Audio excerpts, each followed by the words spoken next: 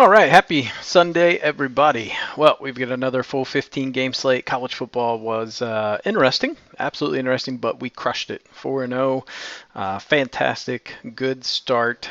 Some very interesting games. But before we get into that, as always, make sure hit that sub button. It's free. I'd like it. I don't know. Maybe do it. Anyway, let's get into the recap. Like I said, college football kind of saved our ass here. We ended up 1.5 units, purely just thanks to college football. Arizona, Boston, they just couldn't hit. That was crazy. That should have been maybe one of the surest fire bets all year. Nats first five, beautiful read there. Ended up being 2-1, I think. So ended up losing the game, but we didn't care about that. We just cared about first five. Giants first five, so we hit both the plus monies. Orioles team total over 3.5. They hooked us at 3. I thought they were going to get the 4, but they didn't. Mets +1. That was easy. That was sweat free. Another beautiful spot. Dodgers run line. Man, that Dodgers game was brutal. That cost us a parlay. Milwaukee won, Toronto won. Dodgers got down 4 in the first inning. Kershaw gave up 4. They clawed their way back. They were winning. They were winning 7-5 heading into the 8th, and then they ended up giving 1 run up in the 8th, 1 run up in the 9th. So we ended up going into extras, and Kelly gave up a 2-run homer, and that was GG. Mookie Betts ended up getting a sac fly, and I was maybe hoping Freddie Freeman could park one, but he didn't. The Nerfy parlay was pretty awesome. We had a reverse sweep there. That was cool. The other one, Arizona won, Giants won, Miami just got absolutely smacked around the yard. So GG there. And then the other one, Cincinnati won, Minnesota won, and Houston, Baltimore ended up at 5. So woulda, coulda, shoulda. Could have been a hell of a night. Let's see, our upset parlay, we needed Miami to win. So really close there. Our fun parlay, we just missed with the Dodgers. So, man, like I said, woulda, coulda, shoulda. We were so close on so many games. Yankees absolutely got spanked, but we didn't bet them yesterday, obviously, because not paying -270 for Will Warren, like I said. But they came out hot, man. Colorado came out hot and just kept hitting. So we ended up going 9-6 on the games, 4-2 on the props. Sonny Gray, I don't know how he got smacked around the yard, but still got 7K, so hooked us there. And Crawford gave up 2 earned runs instead of 3. So it is what it is. We are still quite a ways down for August, so got that going for us, but we are back in the green overall, which is nice. All right, let's talk about hot and cold matchups here today. So some of this is going to be a bit contrarian. So you say Kikuchi. There are 4 guys on the Orioles that are absolutely spanking that ass. 391, 450, 364, and almost 300. That said, spoiler, I'm on Houston today. So we'll talk a little bit about why. A couple guys, Harper and Schwarber, are hot against Lugo.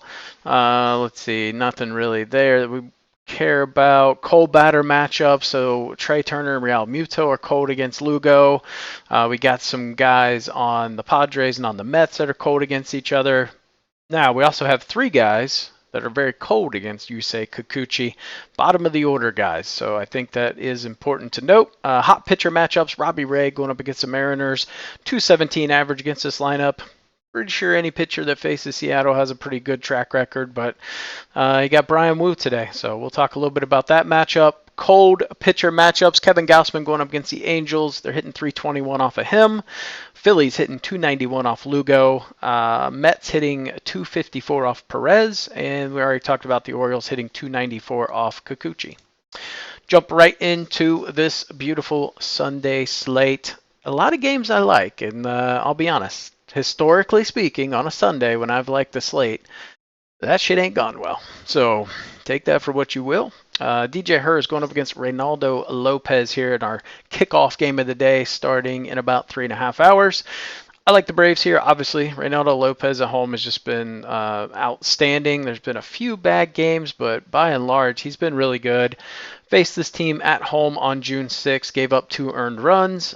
We look at hers, faced him on June 9th, so same series. He gave up 2 earned runs in 4.1 innings. Look at hers. He's been pretty decent. He's only given up 8 earned runs in his last 5 games, so pretty stellar. Basically, you can count on 2 earned runs pretty much for him. Lopez should be pretty solid. I think the Braves, complete the big sweep here today.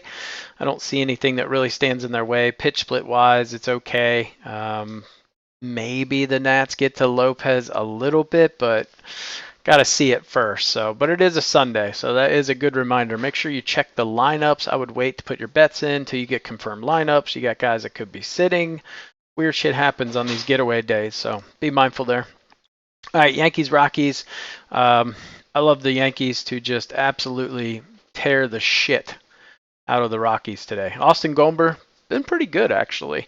He's only given up 5 earned runs in his last 3 away games. That was against the Nats, the Diamondbacks, and the Padres. So, D-backs Padres is pretty good. That said, can you contain this Yankees lineup? I don't think so. Pitch splits look really bad. Fourth in the fastball, second in the slider.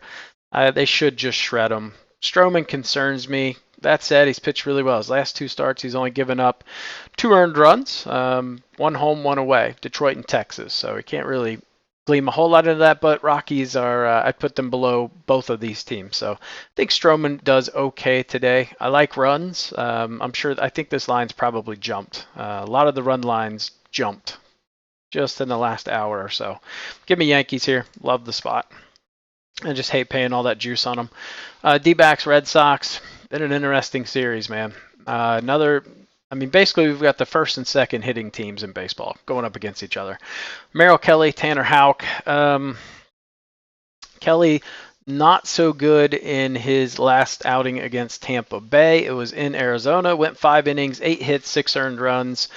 We look at Houck. He's been really good his last 3 games, only given up 5 earned runs. 2 of those games were against Houston, another one against Texas. But if we look at Boston, they just have not gotten to right-handed starters. They've only gotten 4 earned runs against the last 3 right-handed starters against them. Frankly, 2 of them they should have absolutely beat the hell out of. So a little concerning, and it's not like you can invest too much in because the Red Sox are at home. They make them some type of favorites. They're sub 500 at home. They're 29 and 34. If we look at the splits for Houck, he definitely pitches better against lefties. He's got a 213 average to lefties, 255 to righties. Today we should see Arizona bring 6 lefties. So everything favors Boston here. I've gone back and forth on this game. I feel like it's a Boston game if I'm being honest, but the metrics are really saying it's a Diamondbacks game, and it's plus money. So to me, if you're getting kind of a coin toss, you take the plus money. If we look at Kelly, his pitch splits, 281 average to righties, and only a 161 average to lefties. Boston will have 6 left-handed hitters, so they are very left-handed dominant. Wind is blowing in today. Really not too much of an issue. Tanner Houck's a ground ball pitcher. Merrill, 55% of his outs come via the fly ball, so a little more fly ball oriented than Houck. But this D-backs lineup's just been hitting and finding ways to get the job done. If we look at runners in scoring position over the past week, Boston's struggling, hitting 160, hitting 250 over the last 14. So a lot of the batting splits favor them. If we look at pitch splits, the Red Sox the Diamondbacks are top 4 over the last 30 days in every single pitch this dude throws. So really hard not to take them. 7-3 in their last 10. They've won 5 in a row. A lot of people have that mentality of avoiding the sweep. I don't buy into that a ton, but that's definitely a game you're going to want to check and see who sits, right? Diamondbacks are on a nice little streak. They may give some guys a break today. So if that does happen, I would definitely shift more towards Boston. All right, Reds and Pirates. We saw the Reds just unleash on Jake Woodford last night like we thought they would. Really good Reds win there. So today we've got Nick Martinez going up against Luis Ortiz. This line has already shifted. I believe it's minus 110 to minus 110 now. Martinez was really, really good before he ended up going to Toronto and just getting whacked all around the yard. I believe he gave up 6 earned in like 4 or 5 innings. That was a wild game. That's where Cincinnati made a hell of a comeback and scored 11 unanswered. That was a fun game. But if we look at Martinez, 9 earned runs over his last 2 games, but then he only had 1 earned run the previous 2 before that. So Ortiz, man, this guy went from being just exceptional to what the hell happened. He had only given up like 4 home runs through his first like 12 starts. And now he's given up like 12 in his last 4 starts. So it's been giving up the long ball. The wind is blowing out. I mean, this guy, he's going to give up some runs. Giving up 16 earned runs in his last 4 starts against the Rangers, the Padres again, and the Diamondbacks. So he has faced some pretty stiff competition. But like all season, the mantra with the Reds, if a guy throws 50% or more fastballs and they're a righty, you back the Reds. And it's exactly what we're doing today. I think Martinez should do an okay job stifling these Pirates bats. They're not good. So give me the Reds here. Beautiful spot to win a game, win the series, get the hell out of Pittsburgh. All right, Angels, Blue Jays. Interesting series here. Anderson away has been super good all season.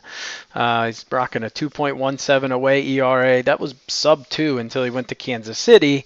What did he do? 4 really great innings, Kansas City. I think he held them scoreless. And then in the 5th inning, ran into some trouble and ended up giving up like 4 runs. But if we look at his last 3 away starts, including the 4 earned runs he gave up to Kansas City, he only gave up 1 earned run between the Yankees and the Mariners. So he's 6 earned runs, last 3 away starts, very stellar.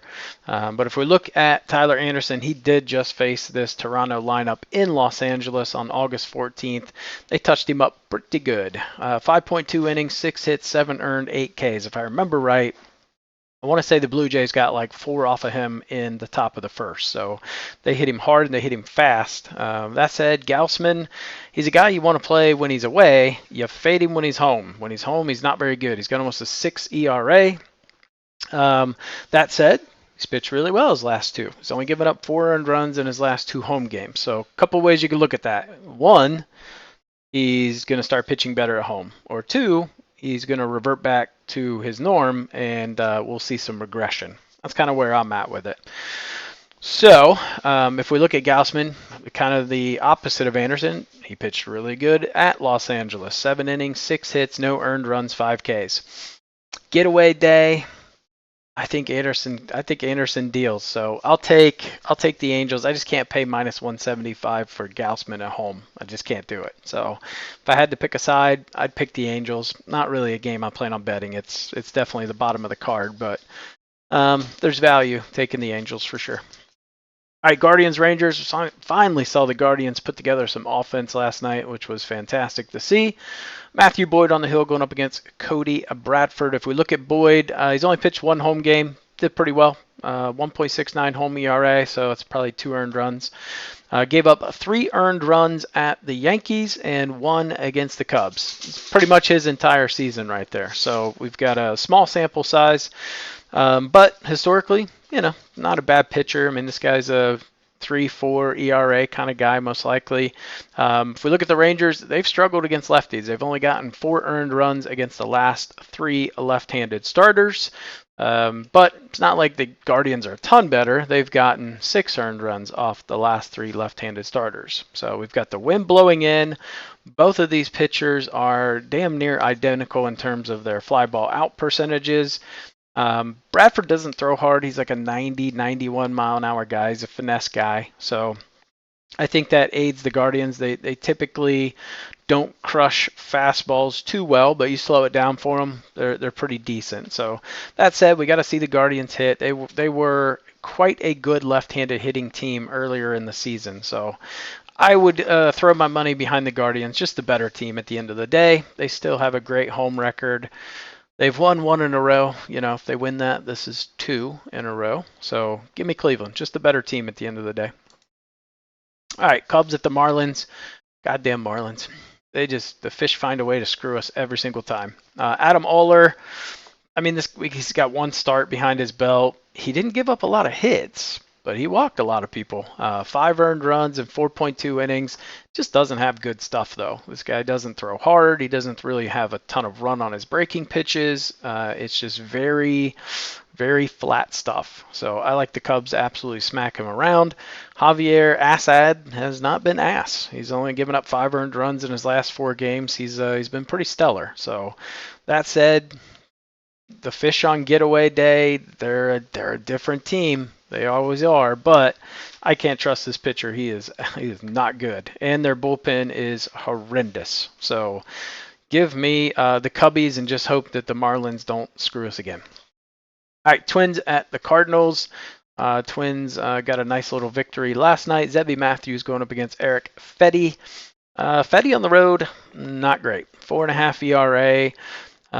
If we look at Zebby Matthews, we got a really small sample size. He's given up 2 earned runs versus Kansas City, 2 earned runs versus the Padres. The Padres, those 2 earned runs in his last start, I remember this, they came in the first inning, and he walked. I think he walked 1 or both of the runs in, so that wasn't great.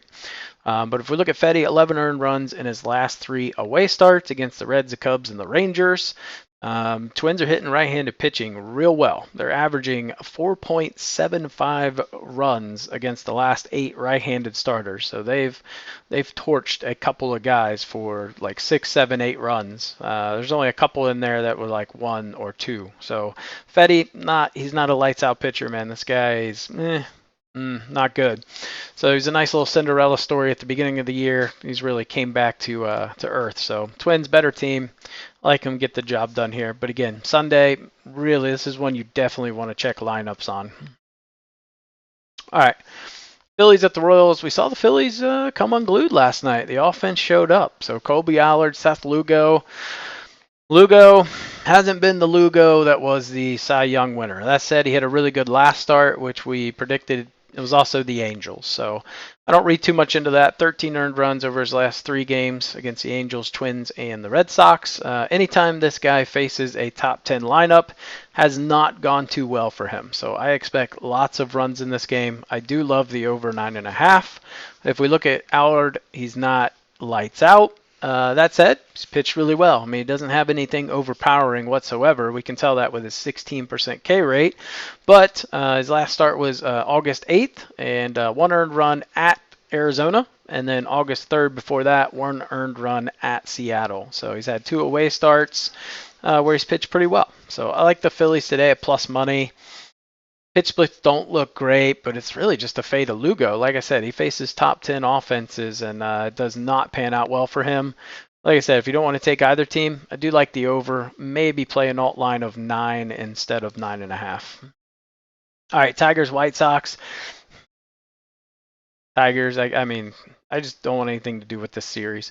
Tigers bullpen game, that said, Tigers bullpen games have gone extremely well. They've been really, really good. So I would say Tigers. I like Jonathan Cannon, but if we look at him, he got absolutely shelled by the Tigers. He went 1 inning, gave up 5 earned runs and 7 hits. So that was his last start against them. And to be honest, the Tigers are on fire. They're 7-3, but White Sox, man, they're that weird team. So I'm going to fade it, but Tigers would be my pick. All right, Brewers and the Athletics. We were on the A's in game 1. We lost. We were on the Brewers yesterday. We won. So today, Frankie the Fade Montas. He let us down last time. He pitched, these last 2 outings have been stellar. I don't think he's given up an earned run. Yeah, no earned runs in his last 2 starts against the Cardinals and the Dodgers. Pretty crazy. Going up against Joey Estes. Estes really good at home, 2.22 home ERA. 7 earned runs in his last 4 home starts. Now that said, it hasn't been the greatest competition. He did face the Dodgers, but he also had the Rays, the White Sox, and the Angels. But I'm fading. I'm fading Frankie Fade Montas. There's no way he throws 3 great outings in a row. If he does that, we're all going to die. Like an asteroid's going to hit, we're all just dead. So I'm fading him. Give me the A's. Screw Montas. Or you could do like an A's team total. I think it's 3.5. That would be a safer play. All right, Giants, Mariners. Wu going up against Ray. Robbie Ray been okay, but he's still giving up runs. 10 earned runs in his last 4 games. If we look at Brian Wu, He's been really good. He gave up 3 earned runs versus the Tigers at home, which is pretty crazy. And then he gave up 2 against the Dodgers. Other than that, it's 3 games of no earned runs. So really hard to not take him, especially when we are seeing the Mariners kind of hit a little bit, which is nice. They did face Blake Snell yesterday. Pretty wild. I think they got 2 earned runs on 1 hit or no hits because Snell just struggled with his control and walked 6 people. So that was pretty wild. But we look at the Mariners, not exactly hitting lefties well. 147 over the last 14 days, sub 1 over the last week. But Mariners at home on getaway days are pretty damn good. That said, they're also 2-8 in their last 10. So I think you can make a case either way. I think Wu shuts them down. I do like the under here. 7.5 is kind of scary, but maybe my lean would be towards the under. I didn't really plan on playing this, but I kind of like that under. 2 pretty good pitchers, but I could see the Mariners getting a couple off Robbie Ray and Wu holding them scoreless through 6 or 7 potentially. All right, Mets at Padres. We were on the Mets yesterday. Absolutely beautiful. Peterson pitched at Jim. They absolutely raked in the first couple innings. I think they hit a grand slam. So really it was like a grand slam is kind of what did it. But 5-0 after 3, I believe. We've kind of seen this the last couple of games with them. There's a lot of offense early, and then they just sputter. Both teams sputter for like the last 5 or 6 innings. So it's kind of weird. Jose Quintana going up against Martin Perez. Quintana struggling, 19 earned runs in his last 4 starts. Martin Perez just has absolutely horrible stuff. He's not a good pitcher, but he just keeps getting by. He's only given up 7 earned in his last 4. That said, if we look at the Mets, they've been raking against lefties. They've gotten 16 earned runs against the last 5 left-handed starters that they have faced. So you could definitely make a path for the Mets at plus 102. This is just more of a fade of Quintana. He's just not good. I think the Padres really uncork on him today after a pretty anemic offensive day. So basically, we're doing the split, right? We saw the Mets get 2 hit the night before. We took the Mets. We see the Padres struggle. We're taking them today. So it's really just a zigzag effect. I do love the over. 8.5 with these 2 pitchers.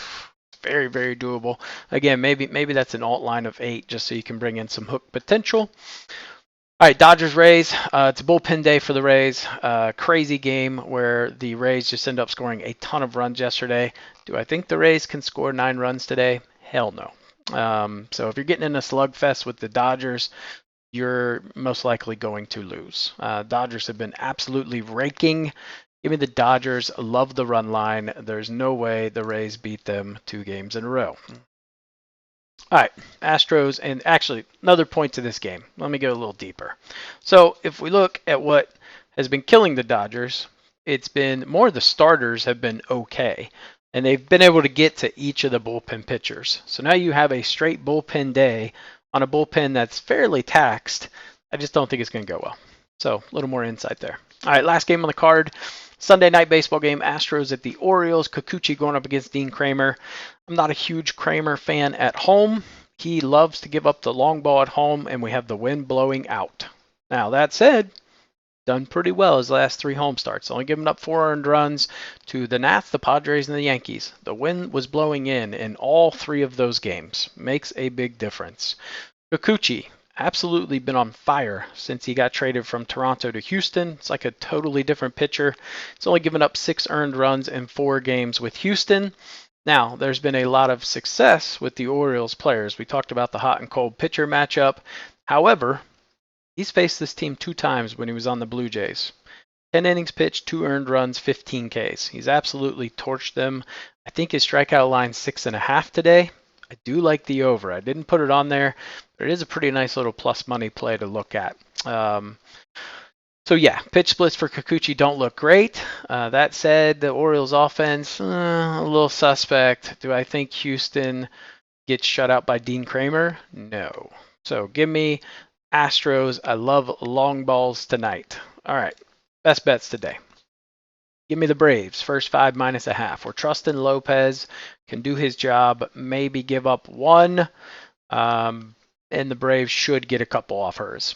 Give me the Reds, a race to 4. So I think Ortiz Like I said, very prone to give up some home runs. I can see the Reds getting maybe 1 or 2 on in the first and getting potentially 2 or 3 right away. So I love this bet at plus money. A's team total over 3.5. Like I said, I want to fade Montas. Maybe I don't necessarily want to pick them to win, but I think Montas gives up some runs. So I like the A's team total over. Give me the Padres Mets over 8.5. Like I said, Quintana, Perez, could definitely see some runs in this game, but I think the Padres end up getting more. Like I could see this being like a stupid high game, like an 8-5 kind of game.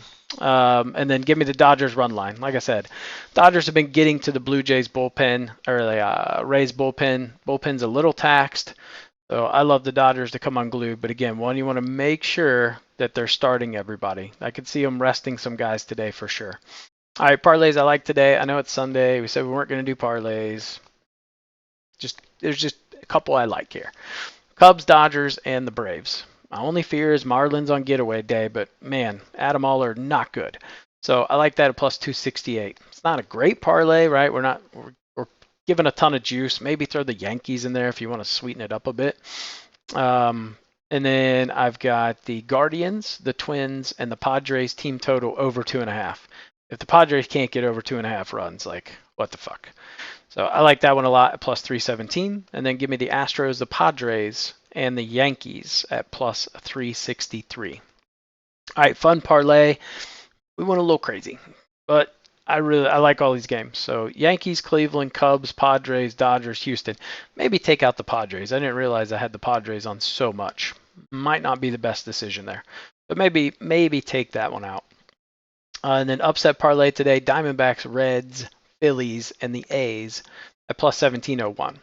The only nerfy I liked on the board today was the Giants and the Mariners. Everything else just looked really, really bad, so I didn't want to push it there. Props I like. I like Merrill Kelly over 4.5 Ks. This is just a really low line. Frankie Montas under 5.5 Ks, just a little too high. I think he finishes at 5. Javier Assad under 2.5 earned runs. Corbin Carroll over 1.5 hits, runs, and RBIs. And Ellie De La Cruz over 1.5 hits, runs, and RBIs. So, long video, 27 minutes. But I appreciate you guys tuning in. Best of luck today. If you haven't yet, subscribe to the channel. Remember to do that. It's free. It helps me. Give the video a thumbs up. And we got a lot coming up next week. We got some college football. Woo, it's exciting. All right, catch you guys next video.